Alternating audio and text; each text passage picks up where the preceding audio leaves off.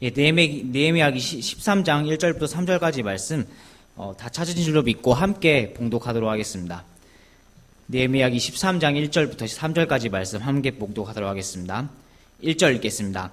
그 날에 그들이 모세의 책에서 낭독하여 백성에게 들려주었는데 그 안에서 발견된 바 기록하기를 암몬 족속과 모압 족속은 영원토록 하나님의 회중 안으로 들어오지 못하리니 이는 그들이 빵과 물을 가지고 이스라엘 자손을 맞이하지 아니하고 오히려 그들을 치려고 발람을 고용하여 그가 그들을 저주하게 하였기 때문이라. 그러나 우리 하나님께서 그 저주를 돌리사 복이 되게 하셨도다 하였으므로 이제 그들이 그 법을 듣고 섞여 사는 모든 무리를 이스라엘에서 분리시켰더라. 아멘. 제가 말씀을 위해 기도하겠습니다. 살아계신 주님 감사합니다. 저희 이렇게 함께 또 특별 새벽기도 집회 이제 5일차를 맞이할 수 있게 허락해 주심에 감사를 드립니다. 저희가 이제 부흥이라는 주제로 계속해서 특별 새벽기도 집회를 하고 있는 가운데인데 저희가 정말 먼저 정말 이 자리에 모여서 계속 기도함으로 인하여 정말 할 수 있음으로 인하여 감사를 드리고 그 기도의 제목들이 모두 응답되어질 수 있기를 또 원합니다. 또 저희가 이 집회뿐만이 아니라 그 이후에도 또 계속해서 기도하는 저희가 될 수 있도록 인도하여 주시고 또 이 시간 또 말씀을 나누기 원합니다. 말씀 나눌 때 주님 함께하여 주시고 영적인 깨달음을 좀 얻어갈 수 있도록 주님 인도하여 주시길 원합니다. 인도하여 주심에 감사를 드리며 우리를 살아계신 예수 그리스도의 이름으로 기도드렸습니다. 아멘. 예, 이번 특세의 큰 주제는 부흥인데요. 제가 아까 목사님께서도 말씀하셨지만 제가 받은 세부 주제는 바로 부흥을 경험한 사람들이라는 주제를 제가 받았습니다. 그래서 저는 이 주제를 가지고 오늘 설교의 제목을 이렇게 정해 보았습니다. 부흥을 경험한 사람들은 이제 성장을 향해 나아가야 합니다. 라고 정해 보았습니다. 오늘 이 제목을 가지고 어떤 사람들이 바로 부흥을 경험한 사람들인지 살펴볼 것입니다. 그리고 이어서 부흥을 경험한 사람들이 왜 성장을 향해 나아가야 하는지 또 어떻게 하면 성장을 향해 나아갈 수 있는지를 함께 읽었던 본문 느헤미야기 13장 1절부터 3절까지 말씀을 통해 살펴보겠습니다.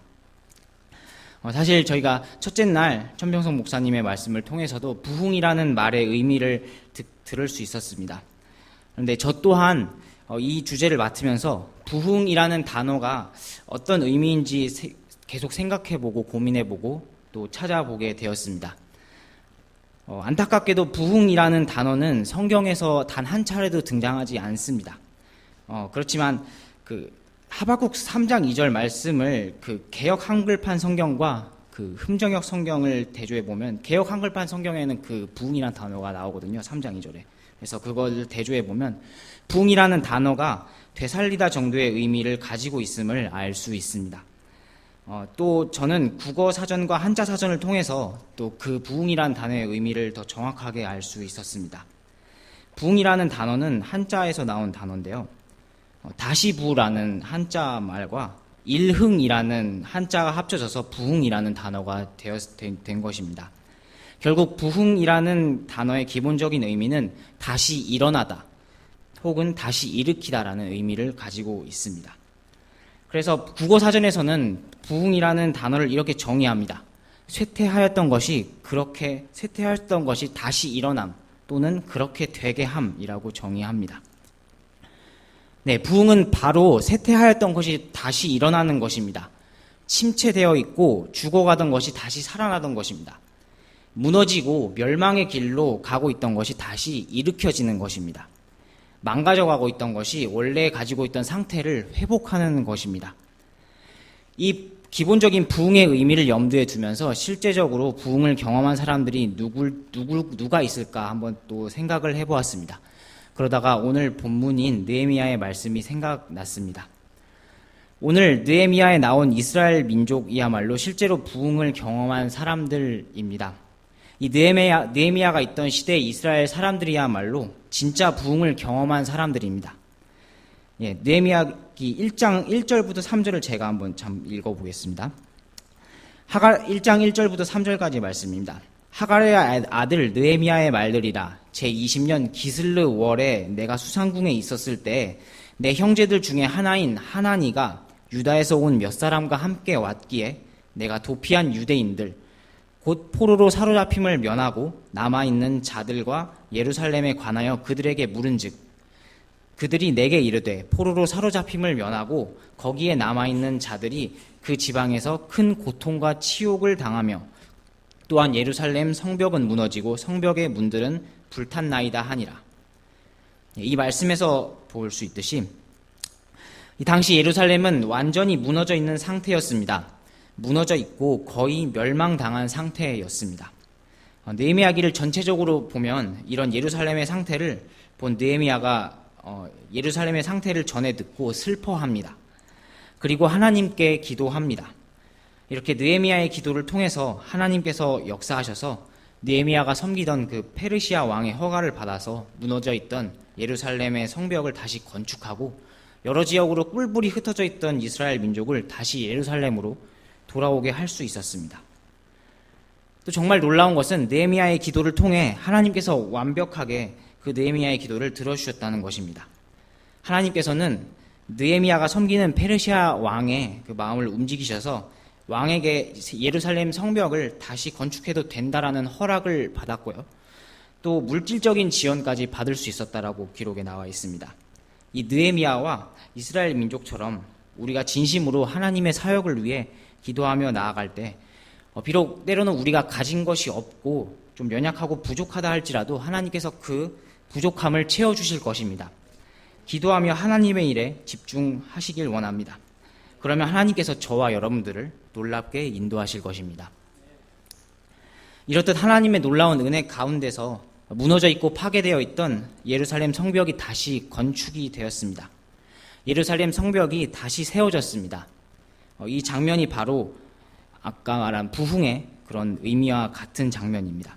이것이 바로 예루살렘의 부흥입니다. 그리고 다시 건축된 예루살렘으로 이스라엘 사람들이 다시 이제 돌아오게 됩니다. 돌아온 이스라엘 사람들이 바로 이 예루살렘의 부흥을 경험한 사람들입니다. 이 이스라엘 사람들은 진정한 부흥을 경험하게 되는데요. 또 느헤미야기 12장 43절을 제가 읽겠습니다. 또한 그 날에 그들이 큰 희생물을 드리고 기뻐하였으니 하나님께서 그들로 하여금 큰 기쁨으로 기뻐하게 하셨더라. 아내들과 아이들도 기뻐하였으므로 예루살렘이 기뻐하는 소리가 멀리까지 들렸더라. 아멘.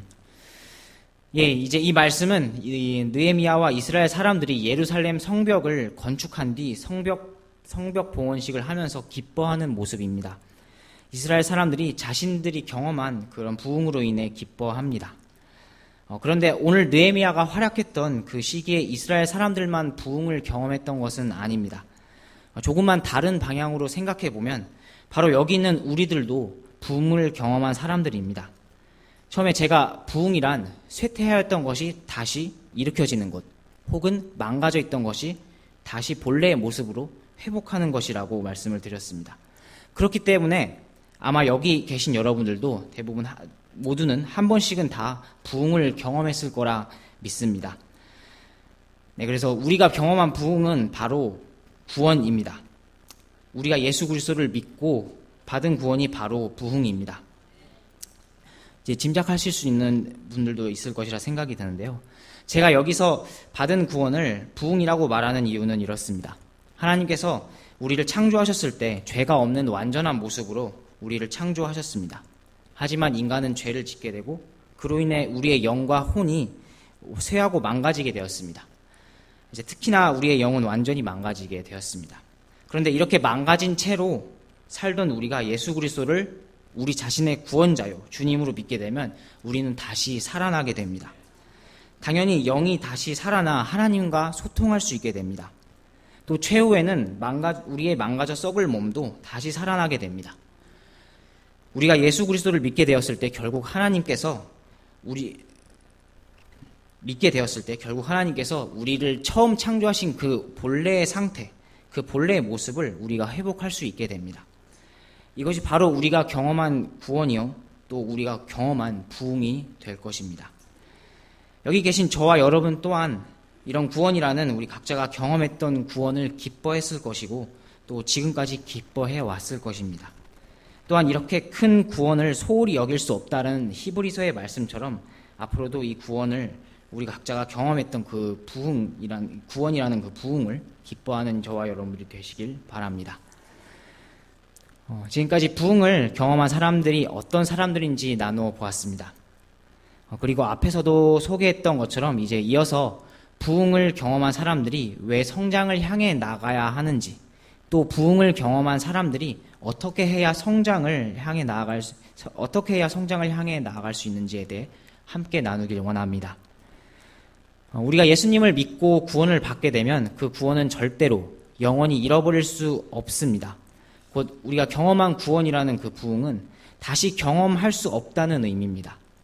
로마서 8장 38절 말씀처럼 이제 그 어떤 것도 우리를 구속하신 하나님의 사랑에서 떼어놓지 못하기 때문입니다. 하지만 구원받은 우리도 우리 각자의 상태, 특히 각자의 영적 상태가 모두 다 다릅니다. 또 구원받은 이후의 삶의 순간순간마다 우리의 영적인 상태 또한 시시각각으로 변할 수 있습니다. 그래서 우리도 때로는 영적으로 무너질 수 있고 또 침체되어 있을 수도 있습니다. 구원받은 거의 모든 사람은 이런 영적 상태의 변화를 경험할 것입니다. 이럴 때마다 우리는 다시 부흥을 해야 되는데요. 부흥을 경험해서 만약에 영적으로 침체되어 있다면 그 영적으로 침체되어 있는 우리 자신의 상태를 다시 끌어올려서 다시 원래대로 일으켜야 합니다. 우리가 믿은 이후에 영적 상태라는 측면에서는 우리가 많은 순간 부흥을 경험할 수 있어야 합니다. 우리가 받은 구원이라는 부흥은 이례적으로 한 번만 경험하고 끝이 나지만 구원받아 성령님이 내주하게 된 우리 각자는 영적인 상태를 가지고 있습니다. 우리 각자는 그 영적인 상태의 변화에 따라서 부흥을 경험해야 한다는 것입니다. 우리 각자의 영이 침체되어 있을 때 우리는 다시 그 침체된 영적 상태를 끌어올려야 하고요. 계속 침체되어 수렁으로 빠져서는 안 됩니다. 우리의 영적인 상태를 다시 일으키는 부흥을 경험해야 합니다. 그래서 많은 사람들은 이런 상황을 영적 부흥 혹은 내적 부흥이라고 부릅니다. 근데 좀 주의해야 할 것이 있습니다. 바로 이렇게 영적인 부흥을 경험하면서 우리는 반드시 성장을 추구해야 한다는 것입니다. 이 부흥과 성장이란 말은 이 두 단어는 결부되어 있으면서 서로 뗄래야 뗄 수 없는 관계로 연결이 되어 있습니다. 이제 구원받은 사람이 경험하는 이런 부흥에는 반드시 성장이라는 목표가 꼭 따라와야 합니다. 구원받은 사람의 부흥은 영적인 성장이라는 목표와 반드시 함께해야 합니다. 영적인 성장을 향해서 나아갈 수 있어야 합니다. 만약에 이런 영적인 성장이라는 목표가 없이 영적 성장을 향해 나아가지 않으면서 우리가 영적인 그런 부흥만을 하고자 한다면 어떻게 될까요? 제가 처음에 언급했던 그 부흥의 의미를 되새기며 생각해 보길 원합니다. 우리가 만약에 성장이 없는 그런 부흥만을 계속 경험한다면 매우 안타까운 상황이 발생할 것입니다. 무너지고 다시 일으키고 또 무너지고 다시 일으키고. 만약에 누군가 영적인 성장에 빠져 있는 이런 식의 부흥을 계속 경험하고 있다면 하나님께서 이 모습을 기뻐하지 않으실 것입니다. 그리고 정상적인 그리스도인이라면 이런 자신의 상태에 대해서 고민할 것입니다. 영적인 성장은 전혀 하지 않은 채 무너졌다 되돌아오고 하는 것을 반복하는 그런 부흥을 경험하고 있다면 어떤 계기를 통해서라든지 영적인 성장을 추구하고 결국에는 영적인 성장을 향해 나아가야 합니다. 오늘 본문의 느헤미야와 이스라엘 백성의 지도자들도 마찬가지였습니다. 어렵게 다시 일으킨 예루살렘을 다시 무너지게끔 할 수는 없었습니다. 하나님께서 주신 은혜로 무너져 있던 예루살렘 성벽을 다시 건축을 해서 부흥을 경험했는데 예루살렘을 또다시 무너지게 할 수는 없었습니다. 물론 처음에 솔로몬 왕이 완성한 성전이 처음 무너진 것은 표면적으로는 이방 민족인 아시리아와 바빌론의 침략 때문이었습니다. 하지만 예루살렘이 멸망한 진짜 원인은 이스라엘 민족의 우상 숭배 때문이었습니다. 우상 숭배로 인해 이스라엘 민족은 영적으로 침체되었습니다. 결국 그 침체의 늪에서 빠져나오지 못해서 하나님께서 예루살렘을 이방 민족에게 내주는 그런 징계를 내리신 것입니다. 이 징계의 기간이 마무리돼서 하나님께서 이제 섭리로 무너져 있던 예루살렘 성전과 그 성벽을 일으킬 수 있게 해주셨습니다. 그래서 아까도 말씀드렸다시피 이스라엘 민족에게 부흥을 경험할 수 있게 인도하여 주셨습니다. 이제 예루살렘으로 돌아온 느헤미야와 이스라엘의 지도자들은 이런 역사를 반복해서 경험해서는 안 된다는 것을 누구보다도 잘 알았습니다. 특히 느헤미야와 이스라엘 지도자들은 이제 예루살렘으로 다시 돌아온 뒤 이스라엘 사람들이 계속해서 영적으로 성장하도록 독려합니다. 오늘 본문 1절 말씀에서 레위 사람들이 모세의 책, 즉 율법에서 찾아 백성에게 그 말씀을 들려주는 장면이 나옵니다. 그리고 이어서 오늘 1절 후반부와 2절 말씀은 신명기 23장 3절에서부터 6절까지의 말씀을 거의 인용한 것입니다. 레위 사람들이 이 신명기 23장 말씀에 주목을 했음을 알 수 있습니다. 이렇게 말씀의 원리를 찾은 뒤에 그 원리대로 실천에 옮기는 것을 바로 즉각적으로 그 지도자들의 말에 이스라엘 백성이 즉각적으로 실천에 옮기는 것을 오늘 본문 3절 말씀에서 확인할 수 있습니다. 이스라엘 사람들이 또다시 우상에 빠지지 않도록 이스라엘 민족 안에 섞여 있는 이방인들의 모든 무리를 분리시킵니다. 바로 거룩한 분리를 추구한 것입니다. 이 신명기의 말씀의 기준을 통해 이방인들과 함께 멍에를 매지 않고 거룩하게 구별되어 거룩한 분리를 추구하였다라고 말씀을 하십니다. 이렇게 해서 이스라엘 사람들이 영적인 침체에서 벗어나고 이제 돌아온 예루살렘에서 더 하나님과 가까워지고자 노력합니다. 더 하나님을 섬기고자 노력합니다. 더 하나님을 찾고자 노력을 합니다. 그래서 영적인 성장을 향해 나아가고자 하는 것을 이후의 말씀을 통해서도 살펴볼 수 있습니다. 이처럼 부흥을 경험한 우리가 영적인 성장을 향해 나아가기 위해서는 이 느헤미야의 오늘 본문 말씀처럼 이 말씀의 원리를 지속적으로 찾고 그 원리에 따라 실천하는 삶을 살아야 합니다. 적용하는 삶을 살아야 합니다. 이스라엘 사람들이 거룩한 분리를 말씀의 율법에서 원리를 찾고 그 원리를 추구했던 것처럼 말이죠. 물론 하나님의 모든 말씀의 원리를 단기간 내에 모두 다 실천하고 삶에 적용하기란 쉽지 않을 것입니다. 또 사람마다 개인적으로 실천하기 어려운 말씀들이 분명히 존재합니다.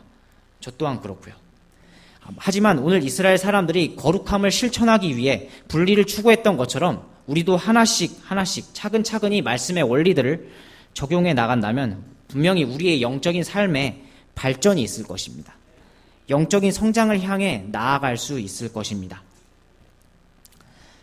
오늘은 부흥을 경험한 사람들은 이제 성장을 향해 나아가야 한다라는 제목으로 말씀을 나누었습니다. 우리도 부흥을 경험한 사람들입니다. 구원이라는 놀라운 부흥을 경험한 우리들이 이제는 영적인 성장에 초점을 맞추어 나아가길 원합니다. 비록 그리스도인이 된 우리의 삶 또한 계속해서 시시각각으로 영적으로 침체되었다 되살아났다 이런 부흥을 겪어야 하는 그런 과정의 연속에 있지만 그 과정 가운데서도 영적인 성장을 향해 차근차근 한 걸음씩 나아가길 원합니다.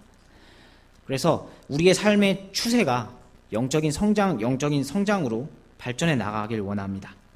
말씀의 원리를 찾고 실천하면서 영적인 성장을 추구하길 원합니다.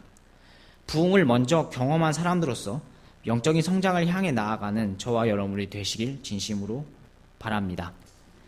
기도함으로 말씀을 마무리하도록 하겠습니다.